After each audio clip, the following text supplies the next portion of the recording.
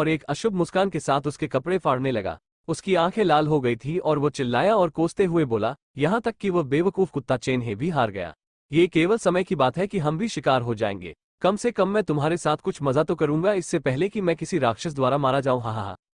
इससे पहले जब बचे हुए लोगों ने सुना कि चेनहे को मार दिए जाने का खतरा है और प्रवेश द्वार के पास पहरा दे रहे छात्र के चेहरे पर खौफ के भाव देखे, तो उनमें से ज्यादातर को लगा कि वे मरने वाले हैं। जो लोग स्वाभाविक रूप से शांत थे, वे दूसरों के व्यवहार को देखने और उनकी चीखें सुनने से पैदा हुए डर से बह गए। तब से केवल 5 मिनट ही बीते थे, लेकिन 20 से अधिक लोग किसी न किसी तरह मारे गए थे और एक नज़र में बाई जैमिन को पता चल गया था कि कम से कम 50 से 60 लोग घायल थे। यहाँ तक कि लियांग पेंग और बाकी लोगों के साथ भी 500 से ज्यादा लोगों को पूरी तरह से रोकना नामुमकिन था। ये तब और भी बदतर हो गया जब बचे हुए लोग, जो लोग अराजकता को भड़का रहे थे, उन्हें एहसास हुआ कि अगर वे पकड़े भी गए तो उन्हें बस पीटा जाएगा और एक तरफ फेंक दिया जाएगा, क्योंकि वे वैसे भी जल्द ही मरने वाले थे। तो इस बीच वे जो चाहे क्यों न करें। जैसे ही वो धीरे धीरे उस पुरुष छात्र के पास पहुंचा जिसके महिला शिक्षक के प्रति दुर्भावनापूर्ण इरादे थे, बाई जैमिन 10 दिन पहले लिलित के साथ अपनी पहली मुलाकात को याद किए बिना नहीं रह सका। उस समय जब उसने उसे बताया कि वह एक सक्कुब्स है, तो उसने तुरंत उसके प्रति अपनी सतर्कता सामान्य से भी अधिक बढ़ा दी। आखिरकार वो एक राक्षस थी।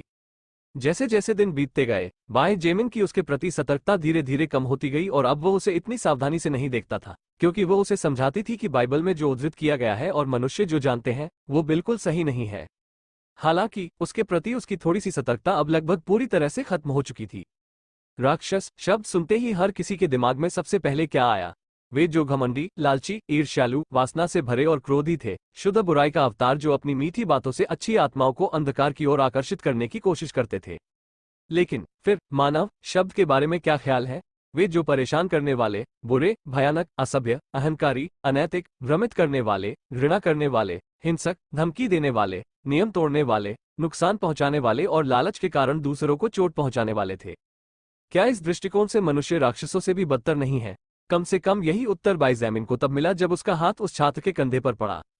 मेरे खत्म होने तक प्रतीक्षा करो, फिर तुम्हारी बारी आएगी, पुरुष छात्र ने झुंझलाहट में कहा और अपना अभिनय शुरू करने के लिए अपनी पैंट उतारने की कोशिश की। यह महसूस करते हुए कि हाथ अभी भी उसके कंधे पर मजबूती से टिका हुआ है, छात्र गुस्से से पलटा और गाली देने लगा, साले, मैंने तुमसे कहा था कि तब तक रुको। लेकिन जब उसने अपने सामने खड़े व्यक्ति का चेहरा पहचाना तो उसके शब्द गले में ही अटक गए। तुम, बाई, छात्र के दांत आपस में टकराने लगे और उसका चेहरा पीला पड़ गया। वो एक भी वाक्य ठीक से बोल नहीं पाया। उसका चेहरा और भी खराब हो गया जब उसने शानविगुआन बिंगजू और चेनहे को कुछ ही दूरी पर सुरक्षित खड़े देखा। इससे पहले कि पुरुष छात्र कुछ कहने या दूसरा शब्द बोलने का मौका पाता, बाई जेमिन का दाहिना हाथ आगे बढ़ा और एक तेज झटके से उसकी श्वास नली कुचल गई और उसका सिर एक ओर गिर गया। बाई जेमिन ने उसे बिना दूसरी नजर डाले ही लापरवाही से जमीन पर फेंक दिया, लेकिन अगर उसने उसे फिर से देखा तो वह देख सकता था कि उसकी मृत्यु से पहले उस छात्र की आंखें भय से भरी हुई खुली हुई थी। स्वूश, उसका शरीर छाया में बदल गया और अगले ही पल वो दूसरे छात्र के सामने आ गया जो दूसरे छात्र को बुरी तरह पीट रहा था। पिछले मामले की तरह छात्र की गर्दन पूरी तरह से टूट गई थी और वह आगे की ओर गिर गया था। इससे पहले कि पीटा जा रहा छात्र स्पष्ट रूप से देख पाता कि क्या हो रहा है, बाई जैमिन पहले ही गायब हो चुका था। स्वूश, क्रैक, हवा के झोंकों की ध्वनि और उसके बाद नाजुक हड्डियों को निर्दयतापूर्वक कुचले जाने की भयावह आवाजें कई बार सुनाई दी, लेकिन वे जीवित बचे लोगों की भय की चीखों, निराशा के क्रंदन और पागलपन की हंसी के कारण दब गईं। हालांकि धीरे धीरे अधिक से अधिक जीवित बचे लोगों को यह एहसास होने लगा कि कुछ ठीक नहीं है, क्योंकि एक के बाद एक लोग गर्दन टूटने के साथ जमीन पर गिर रहे थे। क्या हो रहा है? एक तगड़ा छात्र वहीं रुक गया और चारों ओर देखने लगा तथा अपने डर को दूर भगाने के लिए चिल्लाया, अगर तुम मर्द हो तो यहाँ आओ। दरार, उस हटे कट्टे छात्र की गर्दन टूट गई और वह दयनीय तरीके से मर गया। उसे आखिरी क्षण तक ये भी पता नहीं चला कि क्या हुआ था। बाई जैमिन की चपलता वर्तमान में कुल 126 अंक तक पहुंच गई थी, जो उसे एक सामान्य व्यक्ति की तुलना में 12 गुना तेज बनाती थी। ऐसी गति के साथ एक बंद वातावरण में उसकी हरकतें सीमित थी, लेकिन साथ ही साथ विस्फोटक भी थी। इसलिए कुछ ही सेकंड में उसके हाथों 30 से अधिक लोग मारे गए। पागल बचे लोगों की जंगली हरकतें जल्दी ही बंद होने लगी, क्योंकि ज्यादा बुद्धिमान लोगों ने देखा कि सिर्फ वे ही मर रहे थे जो अराजकता फैला रहे थे। हालांकि उनके रुकने के बाद भी मौत की दरांती उनकी गर्दन पर कठोरता से और दृढ़ता से गिरी और बिना किसी दया के उनकी जान ले ली। 1 मिनट बाद सभी बचे हुए लोग जो महिला छात्रों या महिला शिक्षकों पर हमला करने की कोशिश कर रहे थे, वे सभी जो दूसरों पर शारीरिक हमला कर रहे थे या किसी तरह की बर्बरतापूर्ण हरकत कर रहे थे, मारे गए। उनमें से 42 पुरुष और 6 महिलाएं थीं। अब 500 से भी कम बचे लोग लाशों के ढेर के बीच खड़े उस व्यक्ति को आशंकित दृष्टि से देख रहे थे, जिसके चेहरे पर ऐसी उदासीनता थी मानो उसने लगभग आधे सैकड़ा लोगों की हत्या नहीं की हो, बल्कि मानो वो सर्वनाश से पहले किसी रेस्तरां से खाना मंगवा रहा हो। बाई जेमिन ने अपने दोनों हाथों की ओर देखा और यह जानकर थोड़ा चौंक गया कि उसे कुछ भी महसूस नहीं हो रहा था। उसके हाथों अपनी जान गंवाने वाले लोगों के प्रति उसे कोई सहानुभूति, भय या दया महसूस नहीं हो रही थी। ये पहली बार था जब उसने सीधे तौर पर हत्या की थी, और यह सिर्फ एक व्यक्ति की हत्या नहीं थी, यह एक ही समय में दर्जनों लोगों की हत्या थी। सही काम तो यही होगा कि कम से कम, बिल्कुल कम, थोड़ा दुख तो महसूस किया जाए। बाई ज़ैमिन को शांति के अलावा कुछ भी महसूस नहीं हुआ और उसने सोचा कि उसने जो किया वो सही था। यह सही काम था या नहीं, इस बारे में हर किसी की अलग अलग राय हो सकती है। oceanofpdf.com अध्याय 83 कायल लेकिन आज्ञाकारी मेमने। बाई जेमिन को जो बात थोड़ी असहज लगी वो ये थी कि भले ही वो इन लोगों को पहले से नहीं जानता था और यहाँ तक कि उसे ये भी पता नहीं था कि वे जीवित बचे लोगों में से हैं, लेकिन जब उसने उन्हें मार डाला तो उसके पास ये चुनने का अधिकार नहीं था कि वो उन्हें जानना चाहता है या नहीं। कारण ऐसा इसलिए था क्योंकि जब भी बाई जेमिन किसी जीवित व्यक्ति की गर्दन तोड़ता था तो उसके रेटिना में हरे अक्षरों में निम्नलिखित संदेश चमकते दिखाई देते थे। आपने चेन लुओचेन स्तर 0 की आत्मा शक्ति हासिल कर ली है। freeweapon.com। आपने मेई जियो स्तर 0 की आत्मा शक्ति हासिल कर ली है। आपने की आत्मा शक्ति हासिल कर ली है। आपने अर्जित किया है। बार बार प्रत्येक व्यक्ति की आत्मा शक्ति का एक छोटा सा हिस्सा उसके द्वारा अवशोषित किया गया और बाई ज़ैमिन उनके नाम और कुछ सरल बातें जैसे कि उनमें से प्रत्येक की उम्र कितनी थी जानने में सक्षम था, जहां तक उनसे किसी तरह की शक्ति प्राप्त करने की बात है। ये देखते हुए कि वे सामान्य उत्तरजीवी थे, बाई ज़ैमिन ने स्वाभाविक रूप से ऐसी किसी चीज की उम्मीद नहीं की थी। लोग अक्सर कहते थे कि आंखें आत्मा की खिड़की होती है और एक नजर हजारों शब्दों से ज्यादा कहती है। उसने इस पल इसकी पुष्टि की। अपना सिर उठाकर बाई ज़ैमिन ने देखा कि हर कोई उसे अलग अलग भावों से देख रहा था। कुछ लोग उसे डर से देख रहे थे, दूसरे कृतज्ञता, सदमे, अविश्वास और कई अन्य भावनाओं या विचारों से जिन्हें समझना मुश्किल था। ये सब गड़बड़झाला करने वाला पहला व्यक्ति कौन था? इतनी शांति और बेचैनी के बीच मेट्रो के अंदर केवल उसकी आवाज ही सुनाई दे रही थी, साथ ही कभी कभी दूर से किसी प्राणी की दहाड़ भी सुनाई दे रही थी। हर बार जब उसकी नजर किसी जीवित बचे व्यक्ति से मिलती तो उनमें से कई लोग सीधे उसकी ओर देखने की हिम्मत नहीं जुटा पाते थे और अनजाने में ही जमीन पर पड़ी लाशों को देखते रहते थे, मानो वे याद करना चाहते हो कि इस उदासीन भाव वाले व्यक्ति ने ही अभी अभी उनकी हत्या की है। बाई ज़ैमिन ने भी मामले पर ज्यादा जोर नहीं दिया और सिर हिला दिया। मैं समझ गया। चूंकि आप में से कोई भी बात नहीं करना चाहता तो मुझे लगता है कि आपको अब और खाने की जरूरत नहीं है। उनके शब्दों का कुछ असर हुआ और कई लोगों के चेहरे थोड़े बदल गए। यह विशेष रूप से उन छात्राओं के लिए था जो लगभग एक सप्ताह से महिला छात्रावास में बंद थी और कष्ट झेल रही थी। मुझे नहीं लगता कि इतने सारे लोगों में से आप में से कोई भी कुछ याद रख सकता है। बाई ज़ैमिन ने अपना सिर हिलाया और किसी विशेष बिंदु की ओर देखते हुए धैर्यपूर्वक प्रतीक्षा की। कुछ सेकंड के लिए वहां सन्नाटा छा गया और चेन हे कुछ कहने के लिए आगे बढ़ना चाहता था, लेकिन शानरिगुआन बिंगजू ने उसे रोक दिया। उसने मदद के लिए वो यीजुन की ओर भी देखा, लेकिन उसने सिर्फ अपना सिर हिला दिया। कोई और विकल्प न होने के कारण उसके पास चुप रहने के अलावा कोई विकल्प नहीं था। लगभग 1 मिनट की चुप्पी के बाद एक छात्रा आगे आए जिसने सबका ध्यान अपनी ओर आकर्षित किया। तुम्हारा नाम क्या है? बाई ज़ैमिन ने उसकी ओर देखा और हल्के से मुस्कुराया, एक ऐसी मुस्कान जो किसी तरह शांत थी लेकिन वर्तमान स्थिति के साथ बिल्कुल विपरीत भी थी। झिझकते हुए छात्रा ने धीरे से कहा, मेरा नाम नीयू है। नीयू, मैं समझ गया।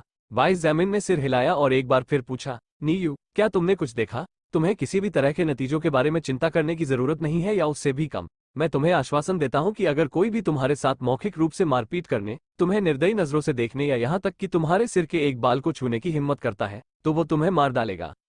इसके बाद मैं व्यक्तिगत रूप से यह सुनिश्चित करूंगा कि वो व्यक्ति या व्यक्ति खुद को ज़ॉम्बी द्वारा खाए जाने न देने का पछतावा करें। कुछ लोगों के चेहरे पर भाव बदल गए, जबकि नीयू के चेहरे पर भाव स्पष्ट रूप से नर्म हो गए। एक गहरी सांस लेने के बाद वो लोगों की भीड़ से दूर हो गई और गंभीर स्वर में कुछ बचे हुए लोगों की ओर इशारा करते हुए कहने लगी, मुझे याद है कि जब बड़े भाई बाई और बड़ी बहन शानविगुआन बड़े भाई चेन की मदद करने गए थे तो इन लोगों ने धक्का मुक्की और चिल्लाना शुरू कर दिया था। भीड़ में शामिल होने से पहले उनमें से कुछ ने कुछ लोगों की पिटाई भी की थी। ये झूठ है बड़े भाई बाई, वो लड़की झूठी है, आप उस पर विश्वास नहीं कर सकते। मैं किसी को कैसे पीट सकता हूँ? क्या तुम नहीं देख सकते कि मैं भी घायल हूँ?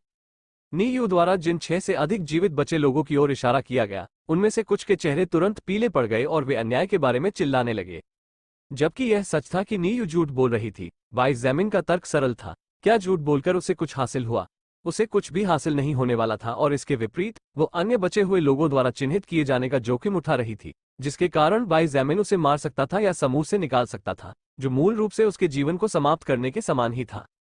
फू जुए फेंक, कई जिंगई, झोंक दे, कांगलैन, उन्हें बाहर निकालो और उन कृतघ्न कुत्तों को यहाँ लाओ।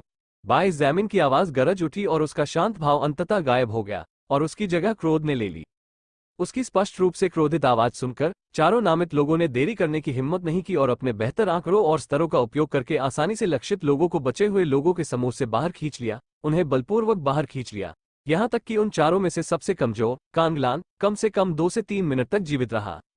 वो एक सामान्य व्यक्ति से 3 गुना अधिक शक्तिशाली था, इसलिए कोई भी प्रतिरोध करने का प्रयास व्यर्थ था। जैसे ही बचे हुए लोगों को भीड़ से बाहर निकाला गया, शानवेगुआन बिंगजू ने अपनी आंखें सिकोड़ ली और एक कदम आगे बढ़कर एक पुराने परिचित की ओर देखा। लियान जुआन, वो बाई जमीन से थोड़ी दूरी पर खड़ी थी और छात्र संघ के पूर्व उपाध्यक्ष को ठंडेपन से देख रही थी। लियान जुआन एक लेवल 3 विकसित व्यक्ति था, इसलिए बचे हुए लोगों के बीच वो मूल रूप से अजेय था। हालांकि जब उसने विरोध करने की कोशिश की तो कई जिंगई ने अपनी अत्यधिक बेहतर चपलता की बदौलत उसे आसानी से हरा दिया।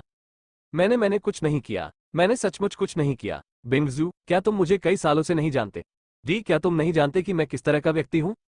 इस समय लियान जुआन ने अपना पुराना विनम्र और गौरवशाली व्यवहार खो दिया था। उसने शानवेगुआन बिंगजू को देखा और पीला चेहरा लिए चिल्लाने और भीख मांगने लगा। उसे साफ पता था कि मौत ही एकमात्र चीज थी जो उसका इंतजार कर रही थी। ऐसा व्यवहार देखकर लिलित खुद को हंसने से रोक नहीं पाया। इस लियान जुआन ने सर्वनाश के पहले दिन जीवित रहने के लिए एक लड़की की जान कुर्बान कर दी थी और जब उसने उसे फास्ट मेंटिस के ब्लेड के सामने फेंका था तब भी उसने इस बारे में 2 बार भी नहीं सोचा था। फिर भी अब वो चॉपिंग बोर्ड पर कूदती हुई मछली की तरह लग रहा था जो अपने अपरिहार्य भाग्य का इंतजार कर रही थी। बाई जमीन ने शानवेगुआन बिंगजू को देखा और उदासीनता से घोषणा की, भले ही वो आपका दोस्त हो, उसे भी इससे नहीं बख्शा जाएगा। चूंकि ये सभी लोग अभी भी इस दुनिया की क्रूरता को नहीं समझ पाए थे और बाहर बेलगाम घूम रहे राक्षसों का खतरा उनके लिए काफी नहीं था, तो वो उन सभी को ये दिखाने जा रहा था कि अगर वे आज्ञाकारी भेड़ों की तरह व्यवहार नहीं करेंगे तो केवल मौत ही उनका इंतजार कर रही है। चूंकि वे काया मेमने बनना चाहते थे, इसलिए वो उन सभी को काया लेकिन आज्ञाकारी मेमने में बदलने जा रहा था, अपने वचन के अनुसार आज्ञाकारी, परमेश्वर के आदेश से भी अधिक मूल्यवान। oceanofpdf.com। अध्याय 84, हत्या। दृढ़ संकल्प, पछतावा। तुम्हें ये कहने की जरूरत नहीं है, मैं खुद उसका ख्याल रखूंगी। शानवेगुआन बिंगजू ने बाई जमीन की तरफ देखा तक नहीं, लेकिन उसके शब्दों ने उसे चौंका दिया। तुम उसका ख्याल रखोगी? बाई जमीन ने भौहें सिकोड़ी और उसे उपहास के भाव से देखते हुए ठंडे स्वर में कहा, क्या ऐसा हो सकता है कि तुम में उसका जीवन समाप्त करने का साहस और दृढ़ संकल्प है? उसके मजाकिया लहजे का कारण यह था कि उसे विश्वास नहीं था कि वह ये तय करने की हिम्मत करेगी कि उसे क्या सजा देनी है और उसे लागू करना है। बाई जमीन के दृष्टिकोण से शानवेगुआन बिंगजू बस एक बिगैल छोटी राजकुमारी थी जो ठंडी और अछूत की तरह व्यवहार करके नखरे दिखाती थी। उसने अपना चेहरा घुमाया और उसे इतनी ठंडी नजर से देखा कि उसकी पिछली ठंडी नजरें उसकी तुलना में बच्चों का खेल लगने लगी। तुम मेरे बारे में कुछ नहीं जानते। बाई जमीन अपनी आंखें सामान्य से थोड़ी ज्यादा चौड़ी करने से खुद को रोक नहीं सका और उसकी अविश्वसनीय निगाहों के नीचे उसने एक कदम आगे बढ़ाया। उसका नाजुक सफेद हाथ चमक उठा और तापमान गिरने लगा क्योंकि उसके चारों ओर बर्फ की एक लहर बन गई और फिर बर्फ के खंजर में बदल गई। बिंगजू, चेन हे ने अपनी आंखें चौड़ी करके आश्चर्य से कहा। वो यूजीन का चेहरा भी बदल गया और उसकी अभिव्यक्ति जटिल हो गई क्योंकि उसने अपनी दोस्त को धीरे धीरे आगे बढ़ते देखा। फिर भी ऐसा लग रहा था कि वह उसे रोकने का कोई इरादा नहीं रखती थी। अधिकांश लोगों के विपरीत अपनी स्थिति के कारण वो यूजीन ने भी अतीत में कई क्रूर चीजें देखी थी और जानती थी कि पिछला समाज भी नियमों वाला एक जंगल था। लेकिन आखिरकार एक जंगल ही है, चाहे उसे कितना भी सजाया जाए। अरे, यह कोई मजाक होगा, है ना?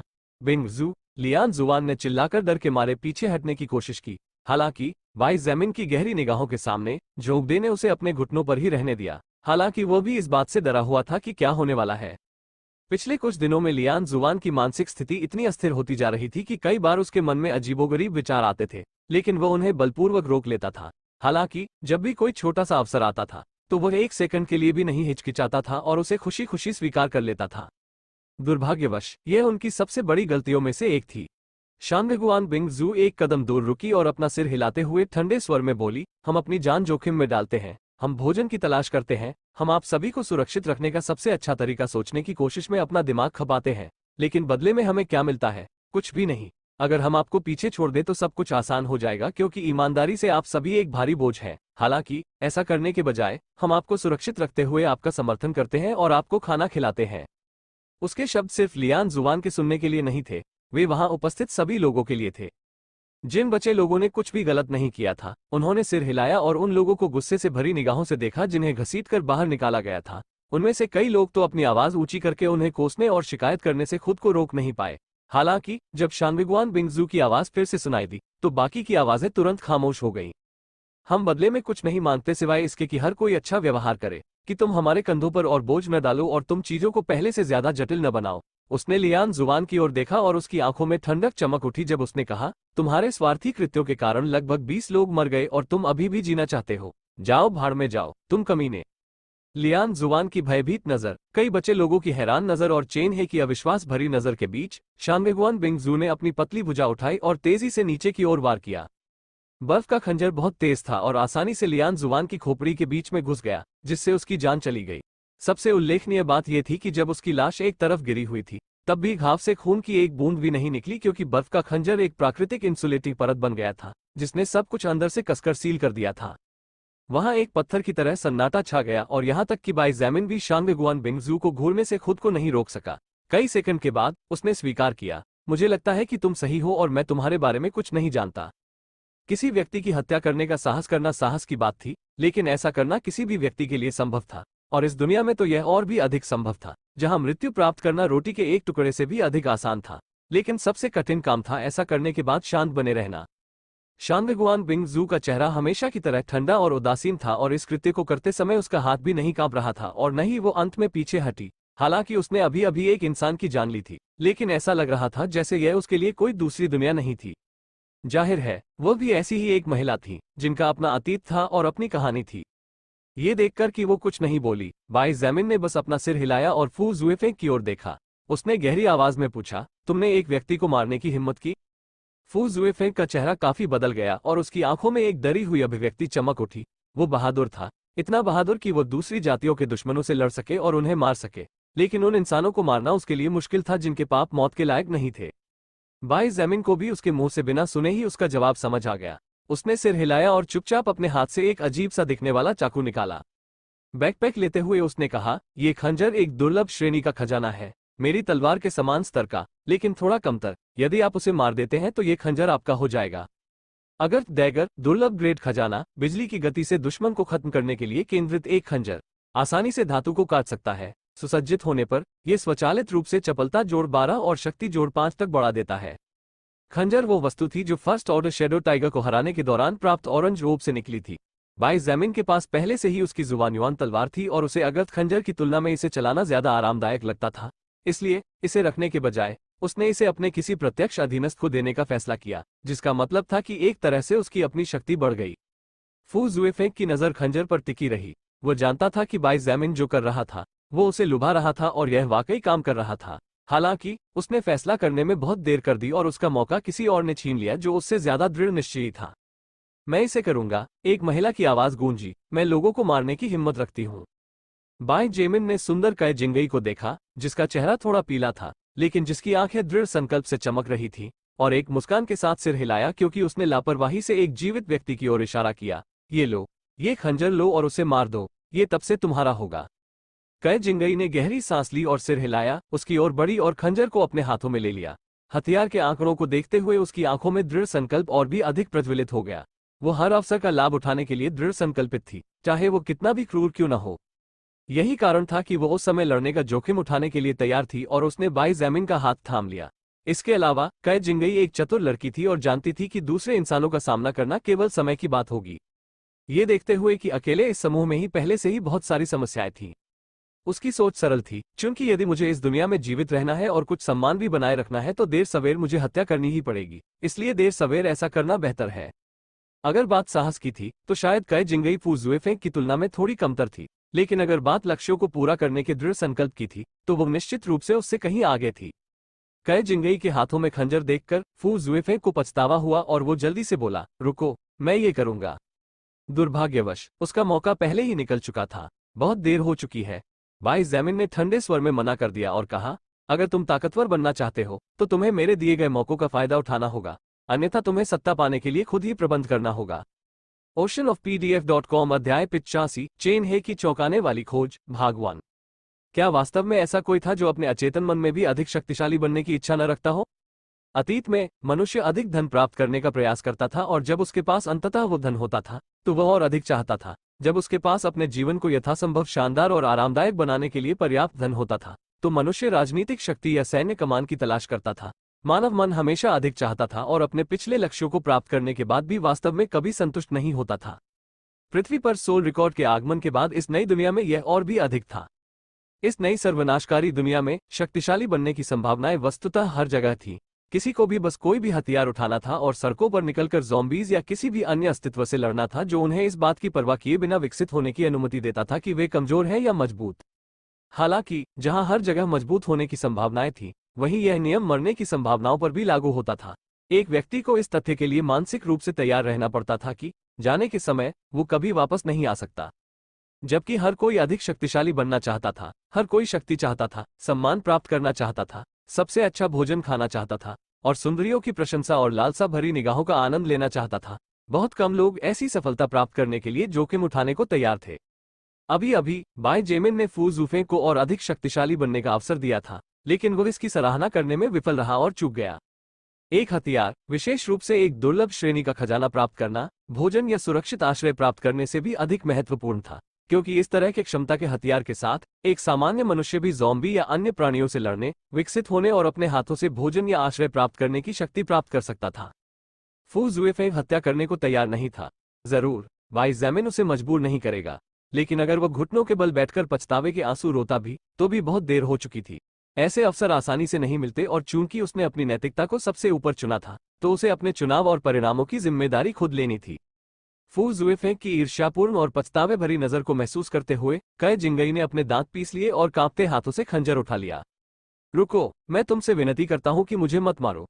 छात्र की आंखें खुली हुई थी और उसके चेहरे पर भय इतना अधिक था कि वह पागल होने की कगार पर था। लेकिन वो कैसे भयभीत नहीं होता? यह मौत के बारे में था, उसकी मौत। जरा सोचो, अगर तुम में ताकत नहीं होती तो क्या होता? बाय जेमिन की आवाज उसके पीछे से सुनाई दी, जो उसे प्रोत्साहित कर रही थी और उसे हिम्मत दे रही थी। अगर तुम्हारी किस्मत खराब होती तो शायद तुम मर जाती। अगर तुम्हारी किस्मत, या यूं कहें, अच्छी होती तो शायद तुम उसके जैसे घटिया लोगों द्वारा दुर्व्यवहार का शिकार होती।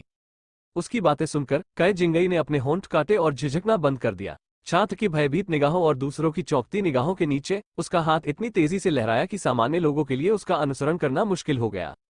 युवा छात्र को सीने में दर्द महसूस हुआ और जब उसने नीचे देखा तो उसने देखा कि एक छोटे से छेद से खून बह रहा है, सीधे उसके दिल में। उसने ऊपर देखा और क्षण भर के लिए अपने हत्यारे की आंखों से मिला, फिर उसकी आंखों की रोशनी फीकी पड़ गई और उसका बेजान शरीर जमीन पर गिर गया। कई जिंगई के चेहरे का रंग उड़ गया और उसने अपना हाथ मुंह पर रख लिया और जमीन पर फैले लाल खून को देखने लगी। उसने कई अस्थिर कदम उठाए। वो पीछे की ओर झुकी, लेकिन दो मजबूत बाहों ने उसे पकड़ लिया और उसे जमीन पर गिरने से बचा लिया। अच्छा काम किया। अब तुमने न केवल उन लोगों का बदला लिया है जो उसके स्वार्थी कृत्य के लिए मारे गए थे, बल्कि ताकत भी हासिल की है। क्या यह अच्छा नहीं है? बाय जेमिन ने उसकी प्रशंसा की और उसे प्रोत्साहित किया। हाँ, ये सच है। कई जिंगई मुश्किल से बोल पाई और उसने सिर हिला दिया। हालांकि यह सच था कि बाय जेमिन के शब्दों में हर तरह की चालाकी थी, लेकिन वास्तविकता ये थी कि वो इस समय उन पर पकड़ बनाए रखने को तैयार थी।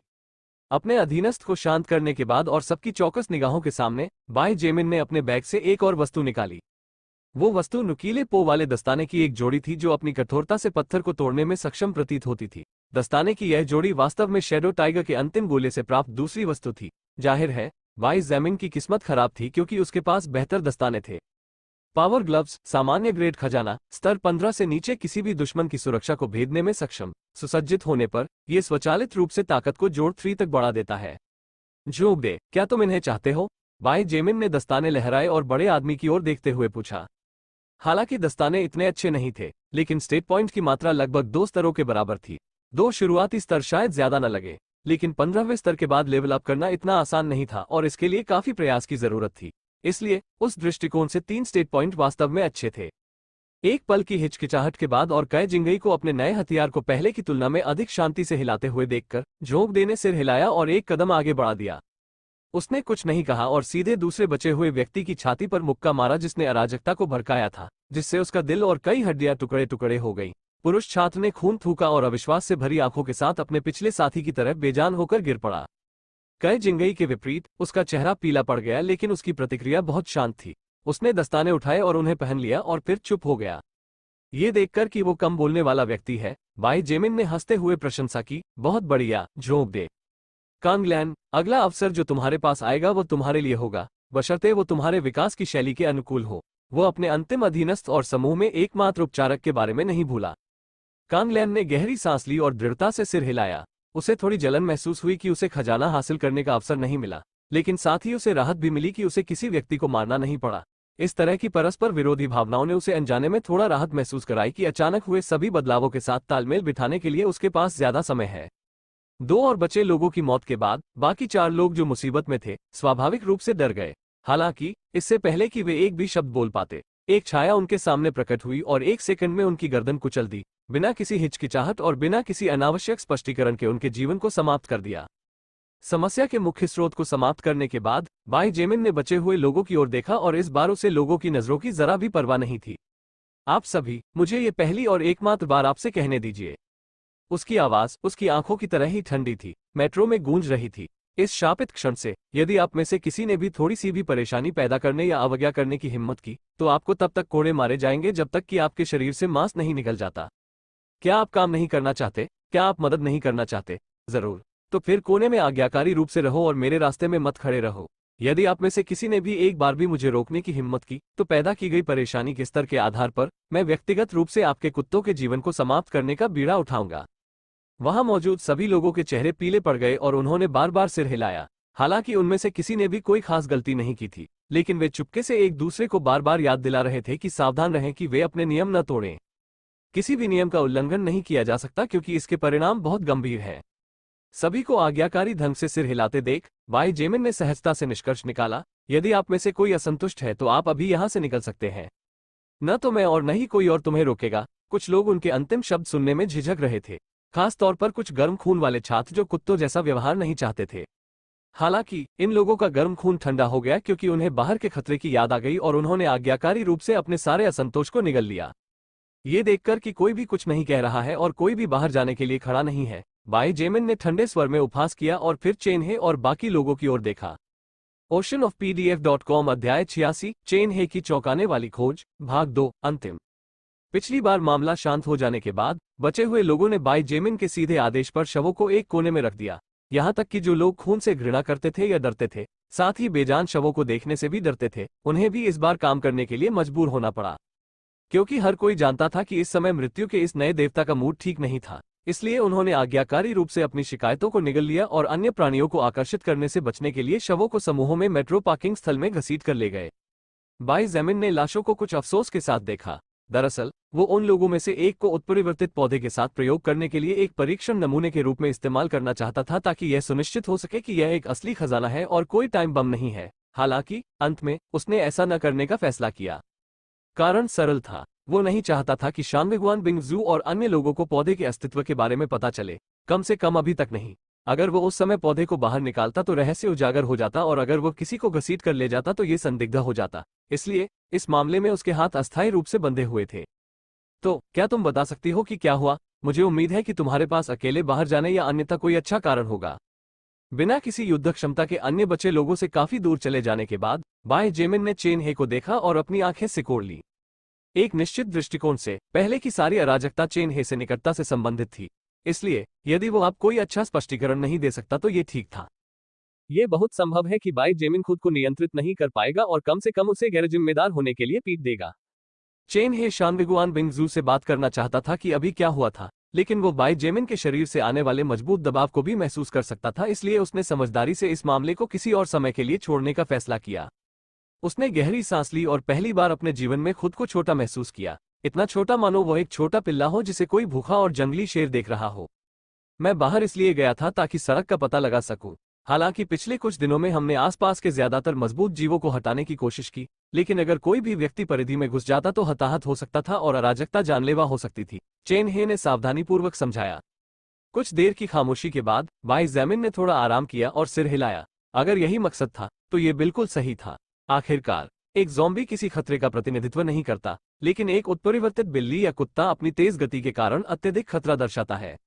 अगर उन जीवों में से कोई एक भी जीवित बचे लोगों के बीच घुसने में कामयाब हो जाता तो खुद भाई जेमिन को भी इंसानों की मौत को रोकने में मुश्किल होती। चाहे वह कितना भी ताकतवर क्यों न हो, आखिरकार वह सिर्फ एक इंसान था और लगभग 500 लोगों की देखभाल नहीं कर सकता था। समूह में अन्य विकसित जीवों को शामिल करने के बाद भी यह एक अविश्वसनीय रूप से कठिन काम होगा, अगर असंभव नहीं। तो मैं एक 4 मीटर लंबे बंदर द्वारा आपको पीटने के साथ अपनी खोज यात्रा कैसे समाप्त कर सकता हूँ? बाय जैमिन ने सहजता से पूछा। चेन हे थोड़ा सा शर्मा गया और खुद को जवाब देने से रोक नहीं सका। उसने मुझे पीटा नहीं, उसने मुझे छुआ भी नहीं। जो भी हो, बाय जैमिन ने अपना हाथ हिलाया और आंखें घुमाई। विशाल बंदर ने तुम्हें पीटा नहीं, लेकिन उसने तुम्हें खलिहान में मुर्गी की तरह इधर उधर दौड़ाया जरूर, उसने मन ही मन सोचा। वैसे भी, चेन हे खांसते हुए चुपके से शानगुआन बिंगजू को देखा और फिर आगे बोला। उसकी अभिव्यक्ति बहुत गंभीर हो गई और उसकी आंखों में डर की झलक भी थी जब उसने कहा, पहले तो कोई समस्या नहीं थी, बस कुछ सामान्य लाशें थी जो कुछ इमारतों और ऐसी ही चीजों के अंदर फंसी हुई थी। हालांकि लगभग 2 घंटे बीत जाने के बाद और जैसे ही मैं बाहर निकलने के करीब पहुंचा, मैंने देखा कि माहौल बदलने लगा था। माहौल बदलने लगा था, शानगुआन बिंगजू ने अनिश्चितता से टिप्पणी की और अपने बचपन की दोस्त को अजीब तरह से देखा। बाय जैमिन ने भी भौहें सिकोड़ी और एक पल के लिए सोचा कि शायद चेन हे के सिर पर वाकई विशालकाय बंदर ने वार किया है। हालांकि उसे जल्द ही एहसास हो गया कि ऐसा नहीं था। चेन हे के चेहरे पर बहुत गंभीरता थी। उन्होंने दृढ़ता से कहा, न केवल मूड अचानक बहुत भारी हो गया था, बल्कि आसपास का वातावरण भी अब पहले जैसा नहीं रह गया था। पहले की इमारतें इतनी ऊंची घास से घिरी हुई थी कि वे लगभग मेरे घुटनों तक पहुंच रही थी। पेड़ सामान्य आकार से कम 2 या 3 गुना बड़े लग रहे थे। जितना ज्यादा वे सुनते गए, उतना ही बाय जैमिन और बाकी लोग हैरान होते गए। चेन हे के बारे में जो भी कहा गया, वो किसी काल्पनिक या विज्ञान कथा फिल्म जैसा लग रहा था, और अगर यह अतीत में होता तो कोई भी इसे मजाक समझता। हालांकि इस दुनिया में क्या संभव नहीं था। प्रत्येक व्यक्ति के पास एक स्टेटस विंडो भी थी जहां वे अपने व्यक्तिगत आंकड़े देख सकते थे और यहां तक कि अन्य अस्तित्वों को हराकर और जादुई कौशल सीखकर राक्षसी रूप से शक्तिशाली बन सकते थे। इस नई दुनिया में सामान्य ज्ञान के बारे में बात करना जरूरी नहीं था। इसके अलावा मुझे लगता है कि मुझे वो स्रोत मिल गया है जहां से ये सभी कीड़े और अजीब उत्परिवर्तित राक्षस आते हैं। चेन हे ने निष्कर्ष निकाला और अंत में खुद को कोसने से नहीं रोक सका। बाय जेमिन का चेहरा अंततः बदल गया और वो एक कदम आगे बढ़ते हुए जल्दी से पूछा, तुमने क्या देखा? बाय जेमिन को हमेशा से लगता था कि इस जगह में कुछ गड़बड़ है। ब्लेजिंग बीटल के प्रकट होने के बाद से ही उसे एहसास हो गया था कि फर्स्ट ऑर्डर के जीव ऐसे अस्तित्व नहीं थे जिनका सामना मानव जाति आसानी से कर सकती थी। अजीबोगरीब कौशल रखने वाले राक्षसों को हराने के लिए शायद केवल एक अच्छी तरह से सशस्त्र सेना ही उन्हें हरा सकती थी। हालांकि अकेले इस स्थान पर बाय जेमिन और उनके समूह को पहले से ही 4 ऐसे अस्तित्वों का सामना करना पड़ा था। 5 अगर फास्ट मैंटिस को शामिल किया जाए जो विकसित होने की प्रक्रिया में था। अगर अकेले विश्वविद्यालय में ही ऐसी स्थिति थी तो क्या बाहरी दुनिया और भी भयावह स्थिति में नहीं होगी? लेकिन चेन हे के शब्दों से ऐसा लगता है कि इस स्थिति का एक स्पष्टीकरण और तार्किक कारण है।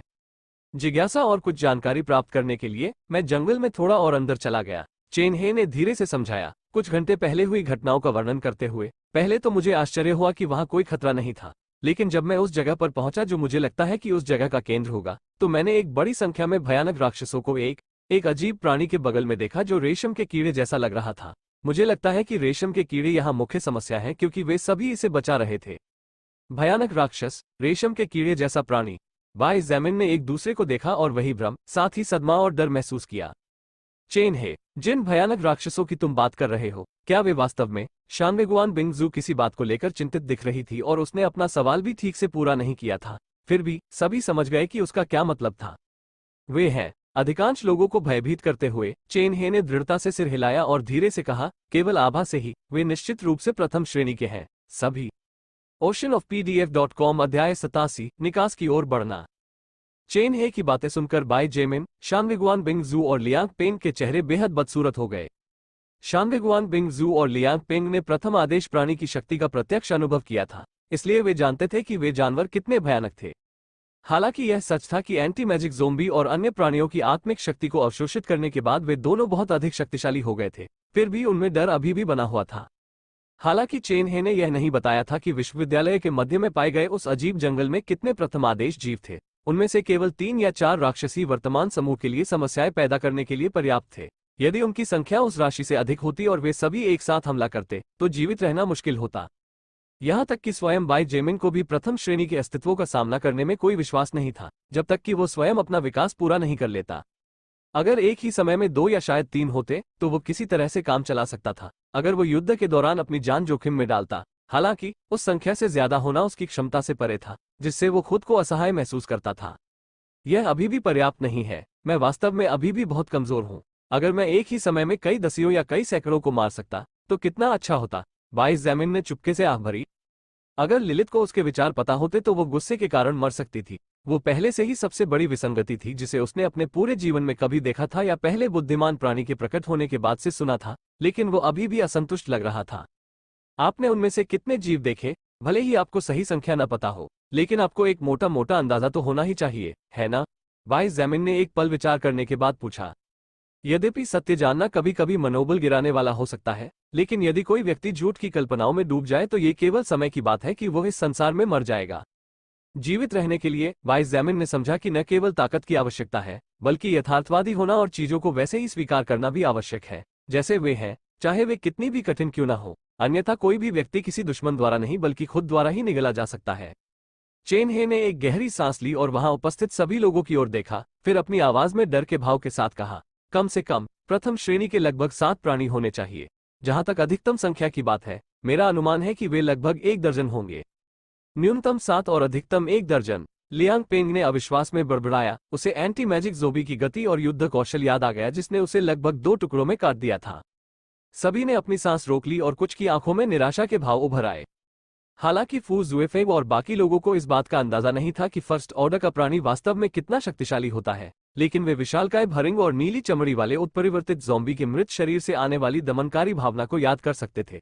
इसके अलावा इसके लिए किसी प्रतिभा की जरूरत नहीं थी, क्योंकि ऐसे प्राणियों का सामना करने वाले लोगों के चेहरे पर भाव इतने ज्यादा थे कि शब्दों की जरूरत ही नहीं थी।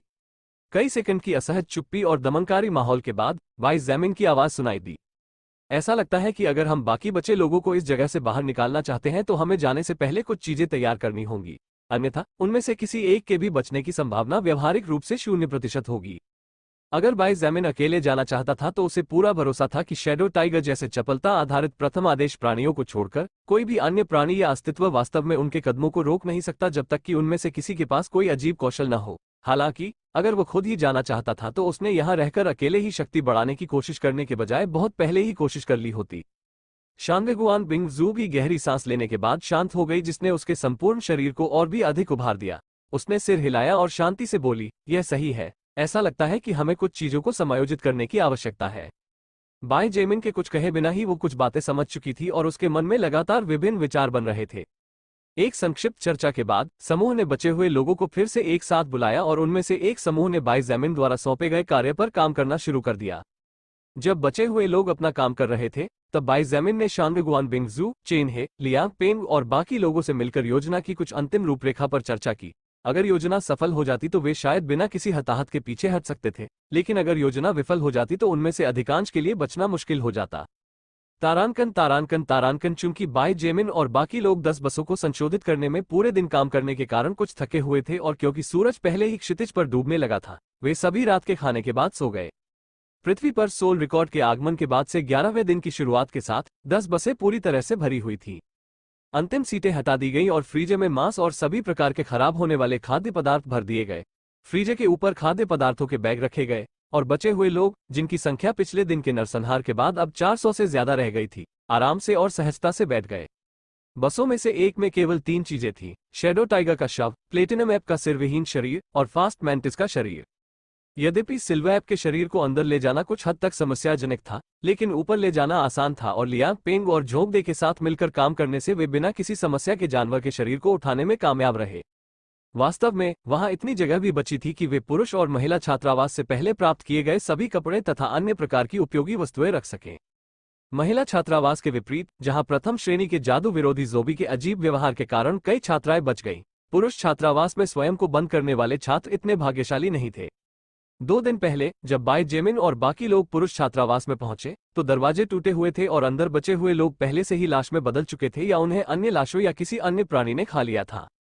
बसों को उनके संबंधित ड्राइवरों ने स्टार्ट किया और धीरे धीरे और व्यवस्थित तरीके से चलना शुरू किया। इंजन एक साथ गर्जना कर रहे थे, जिससे दूर खड़े लाशों का ध्यान आकर्षित हो रहा था, जो बहुत धीमी गति से घटनास्थल की ओर लड़खड़ाते हुए बढ़ने लगे।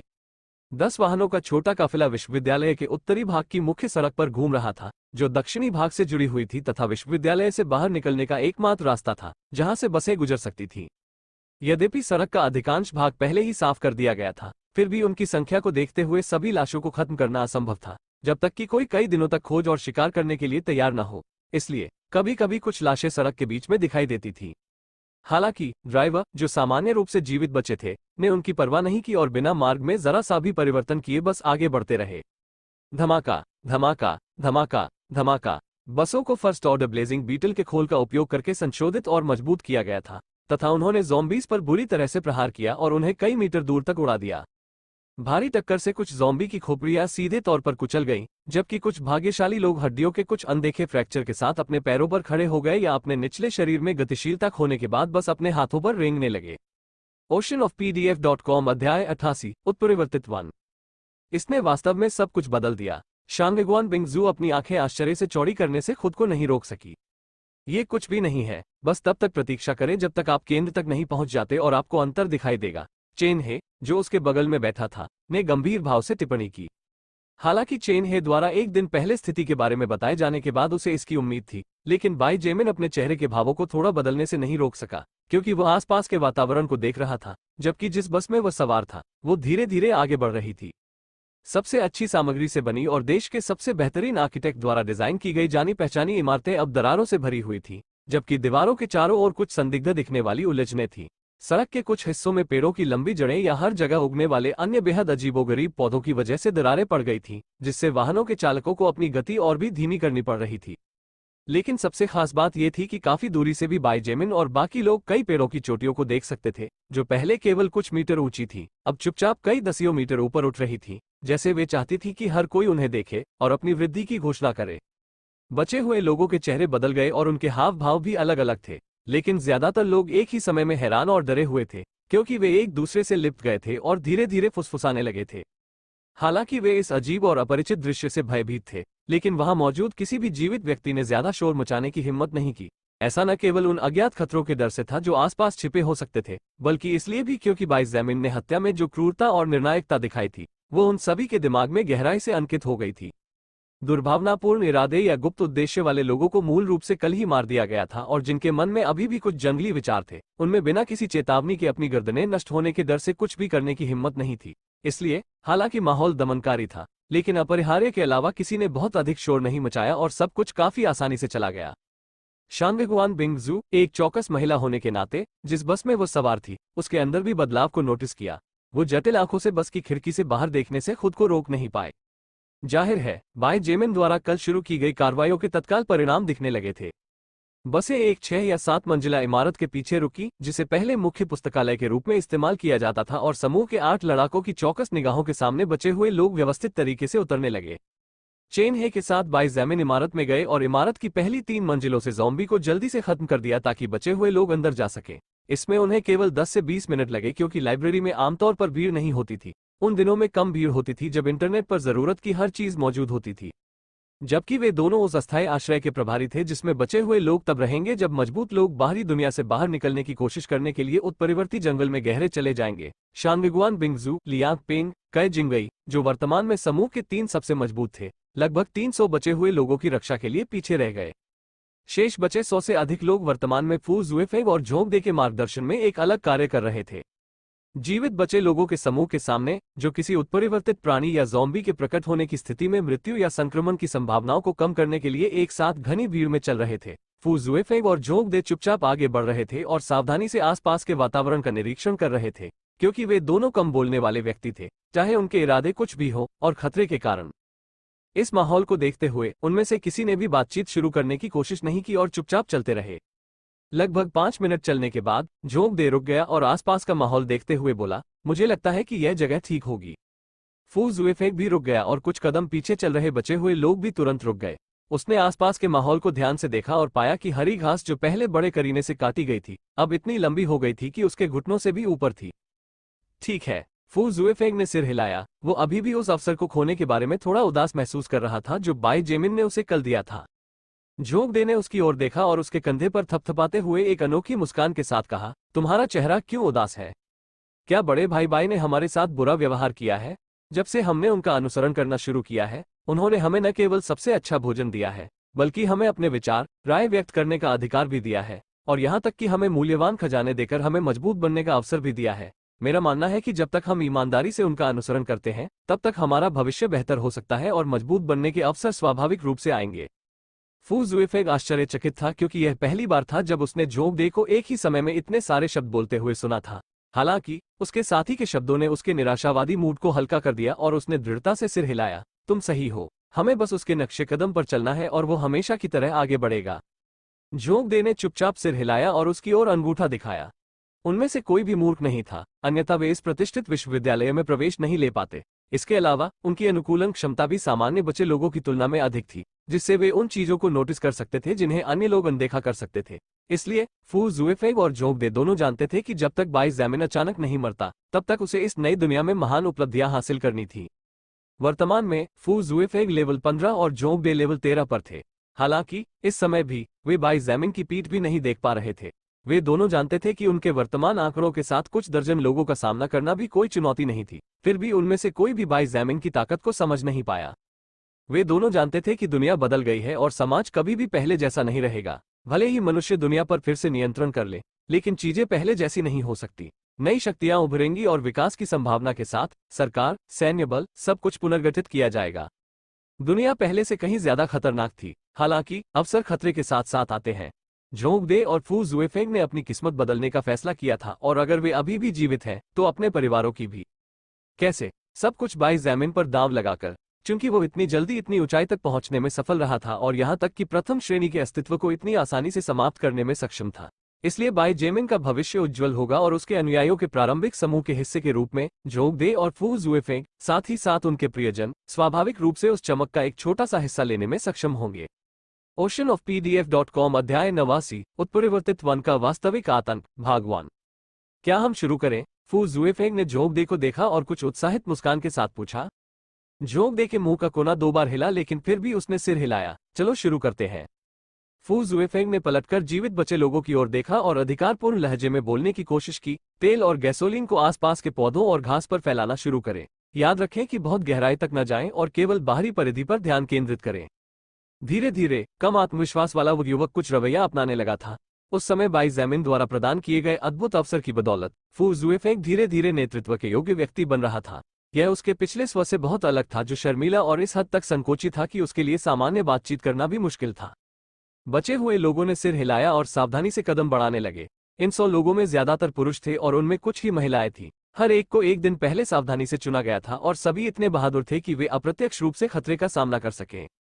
लड़ाई अभी भी संभव नहीं थी, लेकिन अगर किसी उत्परिवर्तित जीव का सामना किए बिना थोड़ा जोखिम उठाने की बात थी, तो वे अभी भी ठीक थे। यही कारण था कि इन 100 या उससे अधिक बचे लोगों ने इस खतरनाक जगह पर आने की हिम्मत की। प्रत्येक जीवित बचे व्यक्ति के पास 2 लीटर की बोतल थी और उनमें से कुछ के पास 5 लीटर की पूरी भरी हुई जेरी कैन थी। बोतलों में तेल था और जेरी कैन में इसमें गैसोलीन था, जो एक दिन पहले मेट्रो पार्किंग में खड़ी कारों से निकाला गया था। यद्यपि ईंधन जैसे संसाधन को बर्बाद करना शर्म की बात थी, लेकिन हर कोई जानता था कि समूह के नेताओं द्वारा बनाई गई योजना सब कुछ मिटा देने का सबसे अच्छा विकल्प था। बचे हुए लोग सावधानी से आगे बढ़े और हर जगह तेल और गैसोलीन डालना शुरू कर दिया।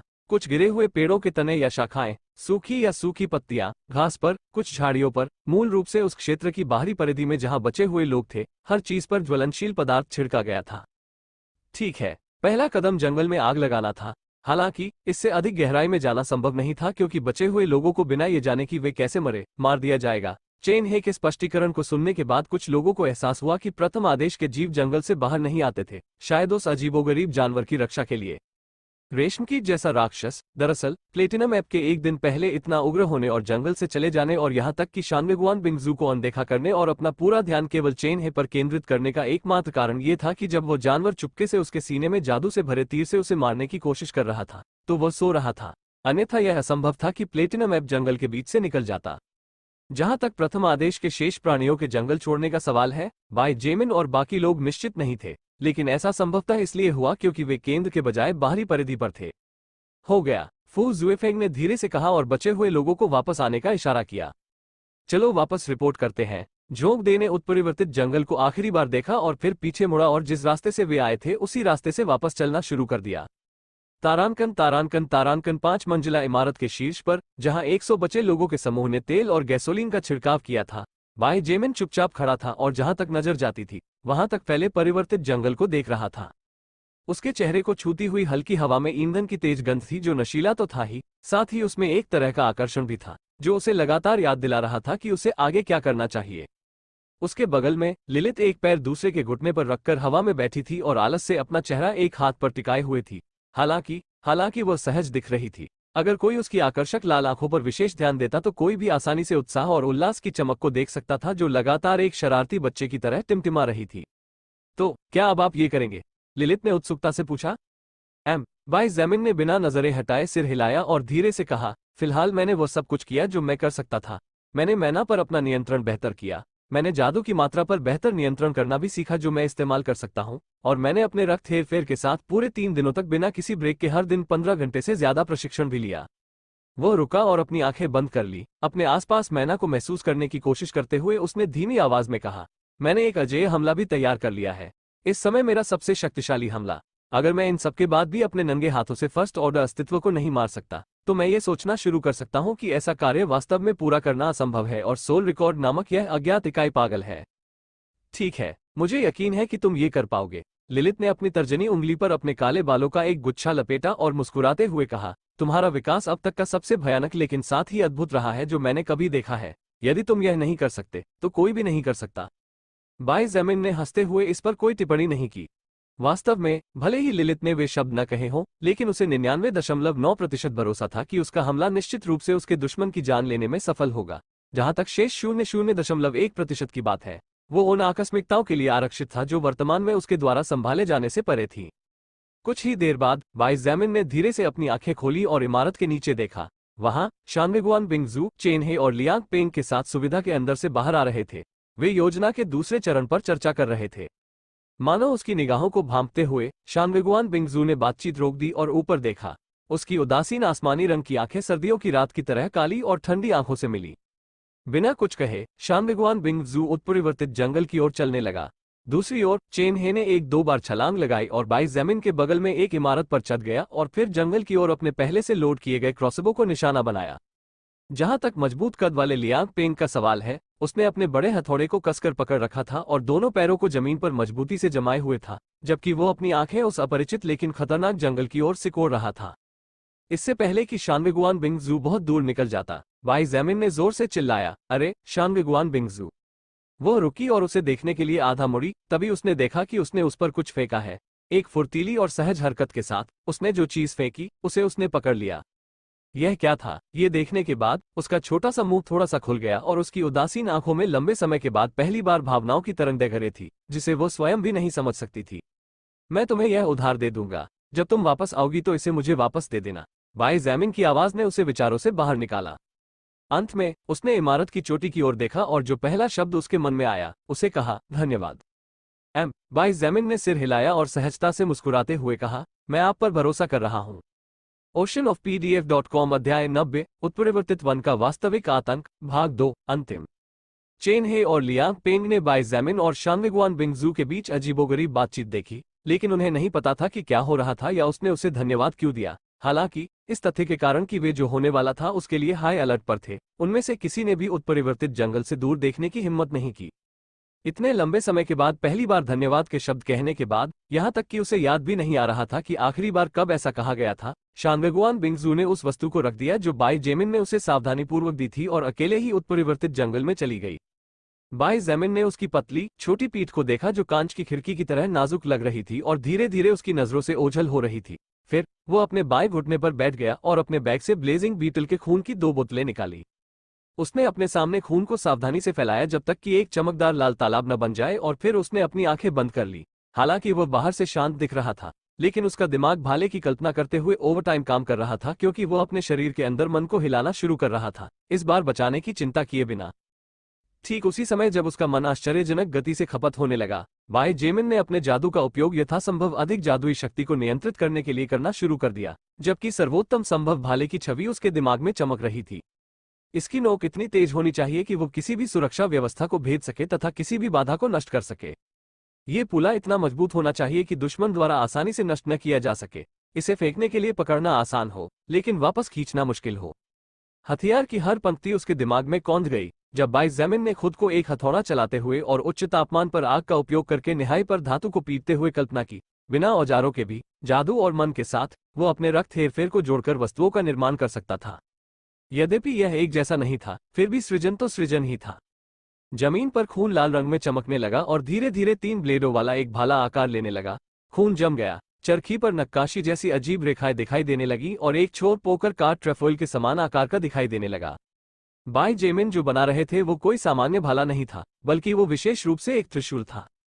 उसका चेहरा पीला पड़ने लगा और माथे पर पसीने की बूंदें जमने लगी, क्योंकि उसके 273 मन पॉइंट बेतहाशा बाहर की ओर बहने लगे, मानो पानी का कोई बांध टूट गया हो। अगर बाइज़ैमिन की योजना सफल रही तो उसे कुछ भी रोकने की जरूरत नहीं थी, क्योंकि उसे इससे कहीं ज्यादा इनाम मिलेगा। तारानकन तारानकन तारानकन। इस बीच शानविगुआन बिंगजू उत्परिवर्तित जंगल के माध्यम से आगे बढ़ता गया और अधिक से अधिक गहरे होते हुए उस स्थान के केंद्र के करीब पहुंचता गया। पहली चीज जो उसने नोटिस की वो थी उसके आसपास की हवा की शुद्धता। हवा इतनी शुद्ध थी कि उसे ऐसा लग रहा था जैसे उसके फेफड़े सारी प्रदूषित हवा से शुद्ध हो रहे हैं जो उसने अपने पूरे जीवन में सांस में ली थी।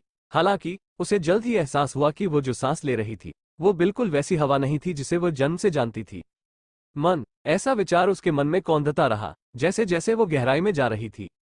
हवा में मान भरा हुआ था और वो केंद्र के जितना करीब पहुंची, मान की मात्रा उतनी ही सघन होती गई। अगर इस जगह के बाहर की हवा इंसानों द्वारा सांस ली जाने वाली हवा, nitrogen, oxygen, carbon dioxide, neon, helium और अन्य चीजों से बनी है, तो शानवेगुआन बिंगजू जिस हवा में सांस ले रही थी उसमें भी मुख्य घटक के रूप में मान था। अपनी फुर्तीली गति के कारण शानवेगुआन बिंगजू उस जगह की सुंदरता पर ध्यान नहीं दे रही थी, अन्यथा वह ये देखकर आश्चर्यचकित हो जाती कि उसके चारों ओर सब कुछ कितना सामंजस्यपूर्ण दिख रहा था। कुछ तितलियों ने अपने पंखों को धीरे से फड़फड़ाया, जबकि वयस्क मानव मुट्ठी के आकार की मधुमक्खियां लगभग 1 मीटर ऊंचे फूलों पर आराम से बैठी थीं। यहां तक कि कुछ कुत्ते भी शांति से सो रहे थे और उनके बगल में कुछ उत्परिवर्तित बिल्लियां भी थीं। ऐसा लग रहा था जैसे उन सभी ने युद्ध न करने का सामरिक समझौता कर लिया था और इसके बजाय वे सोते समय भी यथासंभव अधिक से अधिक मन को अवशोषित करने पर ध्यान केंद्रित कर रहे थे। लगभग 1 मिनट बाद शानवेगुआन बिंगजू थोड़ा लड़खड़ाने से खुद को रोक नहीं सकी और उसका चेहरा पूरी तरह से बदल गया, क्योंकि उसने महसूस किया कि उसका खून धीरे धीरे उबलने लगा है, जैसे कि कोई ज्वालामुखी फटने वाला हो, और अचानक हुई बेचैनी के कारण उसे उल्टी जैसा महसूस हुआ। यह अनुभूति वैसी ही थी जैसी उसने सर्वनाश के पहले दिन महसूस की थी, जब उसकी आंखों के रेटिना में एक अजीब संदेश चमका था जो एक नए युग की शुरुआत का संकेत था। मनुष्य जानवरों, कीड़ों या पौधों से अलग थे। मनुष्य अपनी इच्छा से आसपास के वातावरण के मान को आसानी से अवशोषित नहीं कर सकता था, और यही कारण था कि हर किसी की आत्मा में दुनिया के मान का एक छोटा सा हिस्सा था। यदि यह मात्रा उपयोगकर्ता की आत्मा की सहनीयता से अधिक हो जाती है तो ज़ॉम्बी जैसे उत्परिवर्तन प्रकट होने लगेंगे, क्योंकि शरीर पूर्ण मृत्यु से बचने के लिए यथासंभव सर्वोत्तम और शीघ्रता से परिवर्तन के साथ अनुकूलन करने का प्रयास करेगा। इस समय वो यही अनुभव कर रही थी। उसने मन की तल्लीनता को धीमा करने के लिए जल्दी से सांस रोक ली और अपनी गति को सीमा तक बढ़ा दिया। हालांकि शानवेगुआन बिंगजू जादू के रास्ते पर ज्यादा ध्यान केंद्रित करती थी, लेकिन उसकी हाथापाई की क्षमता किसी भी तरह से कम नहीं थी। पृथ्वी पर आत्मा रिकॉर्ड वो पहले से ही एक प्रतिभाशाली थी जब यह मार्शल आर्ट की बात आती थी, और इस प्रकार वो बिना रैंक वाले निष्क्रिय कौशल स्तर 3 लड़ाकू विशेषज्ञ के पास थी। इसके अलावा हर बार जब वो लेवल ऊपर करती थी तो वो दोनों पॉइंट्स को एजिलिटी में जोड़ देती थी। जहां तक कारण की बात है तो शायद सिर्फ वही ठीक से जानती थी। वास्तविकता ये थी कि प्लेटिनम ऐप से बड़ी मात्रा में आत्मिक शक्ति प्राप्त करने के बाद वो एक दिन पहले ही स्तर 24 पर पहुंच गई थी, और वर्तमान में वह अपना पहला वास्तविक विकास शुरू करने के करीब थी। इसलिए 48 चपलता अंक अकेले स्तर बढ़ाने से आए। वर्तमान में कुल मिलाकर 109 अंक तक पहुंच गए हैं। 2 प्रथम आदेश अस्तित्वों की हार और वध में सहयोग करने के साथ साथ उसके सामान्य ग्रेड खजाने के जूते के लिए धन्यवाद। हालांकि वह बाई जेमिन से तुलना नहीं कर सकती थी, जिसके पास लगभग 130 चपलता अंक थे। हालांकि उसके पास अभी भी 32 स्टेटस अंक आरक्षित थे और 25वें स्तर पर अटके होने के कारण उसे बहुत अधिक आत्मिक शक्ति को अवशोषित करना था। फिर भी अधिकांश की तुलना में उसकी चपलता उत्कृष्ट थी। कुछ ही सेकंड बाद वो अंततः उस स्थान पर पहुंची जो उस स्थान का केंद्र प्रतीत हो रहा था, और अपनी शांति के बावजूद वो उस दृश्य को देखकर भयभीत हो गई। उस समय चेन हे के पास संभवतः अपने आसपास की स्थिति को सावधानी से देखने का समय नहीं था, अन्यथा वो यह नहीं कहता कि वहां अधिकतम 1 दर्जन प्रथम आदेश प्राणी होने चाहिए। बस 1-2 बार इधर उधर देखने से ही शानवेगुआन बिंगजू ने 20 से अधिक की गिनती कर ली थी। प्लेटिनम ऐप की आत्मा शक्ति को अवशोषित करने के बाद शानवेगुआन बिंगजू को अपने आंकड़ों में बहुत ज्यादा वृद्धि मिली थी। ठीक इसी वजह से वह आमने सामने लड़ने और 45 से नीचे के स्तर के प्रथम आदेश प्राणी को मारने में आत्मविश्वासी थी। हालांकि अगर वे सभी उस पर हमला करने के लिए सेना में शामिल हो गए और उसे घेरने में कामयाब हो गए तो वह मारे जाने से पहले 1 सेकंड के लिए भी विरोध नहीं कर पाएगी। ओशन ऑफ PDF.com अध्याय 91 ब्लड बर्स्कर, फर्स्ट ऑर्डर बाइज़ैमिन और नया कौशल, भाग 1। शानवेगुआन बिंगजू जल्दी से अपने पास एक विशाल पेड़ के पीछे छिप गई और नीचे झुक गई और आश्चर्य से अपनी आंखों के सामने दृश्य को ध्यान से देखने लगी। घास के एक साफ टुकड़े के बीच में क्रिस्टल साफ पानी की एक छोटी सी झील थी। एक झील जो अगर उसे सही से याद है तो केवल एक छोटा सा द्वीप था जहां एक छोटा सा गुलाब और ट्यूलिप का बगीचा था। झील के पास हर तरह के कम से कम 30 या 40 जानवर थे। उनमें से कुछ के कई पैर थे, कुछ दूसरे 2 पैरों पर खड़े थे और कुछ बस जमीन पर रेंग रहे थे। अजीब दिखने वाले सांप जिनके शरीर लगभग 15 मीटर तक फैले हुए थे, विशालकाय हाथी भरिंग, 30 सेंटीमीटर से अधिक मोटी मधुमक्खियां, कुत्ते, बिल्लियां, सभी प्रकार के जीव बिना किसी संघर्ष के वहां मौजूद थे।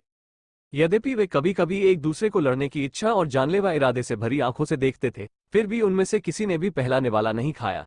इसलिए वो जगह शांतिपूर्ण सन्नाटे में थी जहां कभी कभार गुर्राने की आवाज या झील के पानी की लहरें ही एकमात्र चीज थी जो पेड़ों की चोटियों से बहती हवा के साथ सुनी जा सकती थी।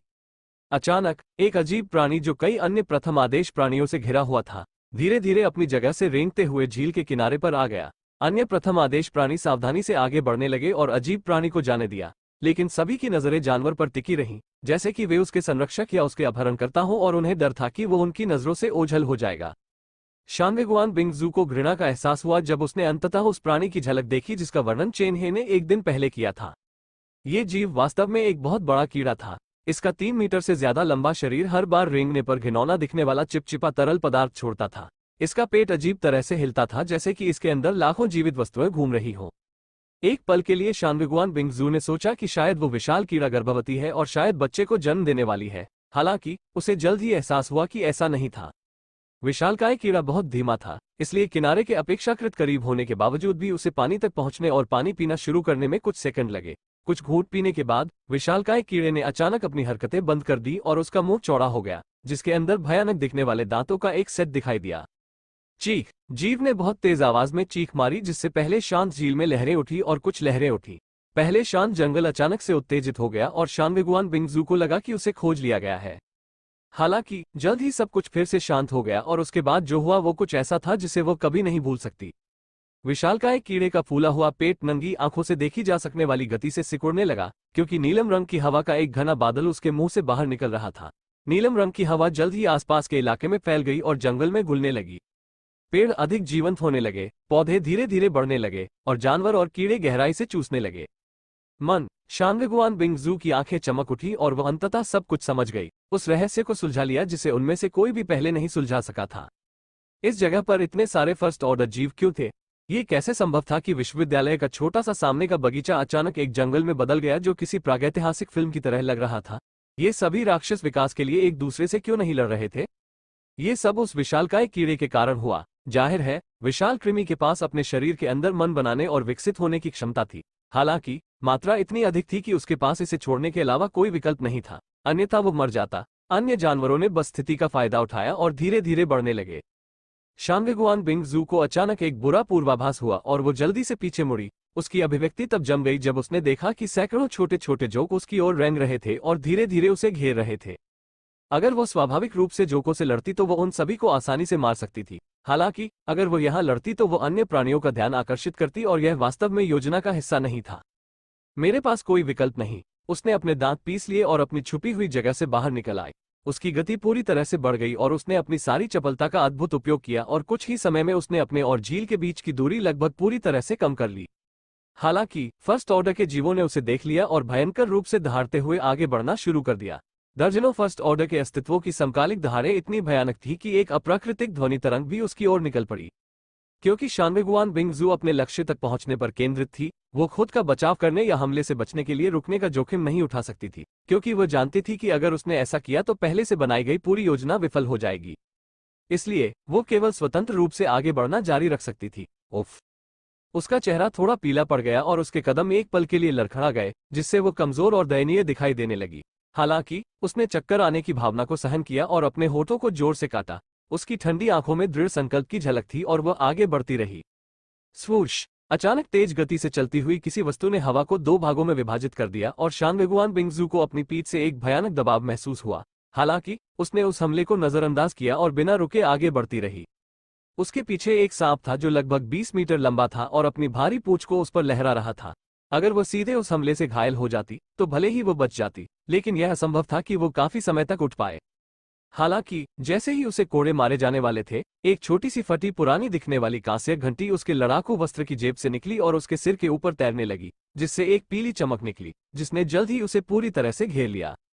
टकराना! 1 मीटर मोटी पूंछ ने पीले रंग के अवरोधक पर जोरदार प्रहार किया, जिससे एक भयंकर विस्फोट हुआ, जिसकी गूंज पूरे जंगल में सुनाई दी। बाधा थोड़ी हिली और पीली चमक थोड़ी मंद पड़ गई। हालांकि बस इतना ही था। शानगुआन बिंगजू बिना किसी तरह की चोट के आगे बढ़ती रही और जल्द ही उसने उस सांप को पीछे छोड़ दिया जो उसके सबसे करीब सबसे तेज प्राणी था। ये छोटी घंटी ठीक वही वस्तु थी जो बाई ज़ैमिन ने उसे उत्परिवर्तित जंगल में प्रवेश करने से ठीक पहले दी थी। यह उसका जादुई ग्रेट खजाना था जिसे उसने अपने पहले फर्स्ट ऑर्डर जानवर को मारने पर हासिल किया था, और उस खजाने ने उसकी जान बचाई थी, जिससे योजना ध्वस्त होने से बच गई और सब कुछ और अधिक खतरनाक हो गया। अपनी गति और हल्केपन के कारण शानगुआन बिंगजू झील के पानी से कुछ मीटर ऊपर उछली और डूबने से ठीक पहले उसके पैरों के नीचे का पानी छोटी छोटी बर्फ की परतों में जम गया। उसने अचानक अपने कदम रोक दिए और जोर से लात मारकर 360 डिग्री का पूरा चक्कर लगाया। परिणामस्वरूप पानी की कई मीटर ऊंची लहर उठी और इससे पहले कि पानी की लहर विशाल कीड़े शानगुआन बिंगजू पर गिरती, उसने अपनी जादुई छड़ी तान दी और चिल्लाया, ठहर जाओ। छड़ी की नोक से बर्फ का एक बादल निकला और उसने उसे अपने मन से खिलाया। जब बर्फ के बादल ने पानी की विशाल लहर को छुआ तो उसने उसे पूरी तरह से जमा दिया, जिससे लगभग 20 मीटर ऊंची एक सुंदर बर्फ की मूर्ति बन गई। इसके अलावा सबसे प्रभावशाली बात यह थी कि बर्फ की लहर की सुंदरता के अलावा यह उत्सुकता से उस विशालकाय कीड़े की ओर इशारा कर रही थी जो उस पर उग्र रूप से चिल्ला रहा था। इस बिंदु पर उसने पहले से ही मुख्य लक्ष्य को निर्धारित करने के लिए अपना सर्वश्रेष्ठ प्रयास किया था, जिसे समाप्त करने की आवश्यकता थी। इस प्रकार उसने इस पूरे व्यवसाय में अपना मुख्य हिस्सा पूरा किया।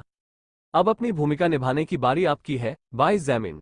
शानगुआन बिंगजू ने बड़बड़ाते हुए विपरीत दिशा में भागते हुए कहा। उसका पीछा उस सांप ने किया था जिसने पहले उस पर हमला किया था, और अब वो पानी में रेंगते हुए अपनी जीभ से फुफकार रहा था और उसे बुरी तरह घूर रहा था।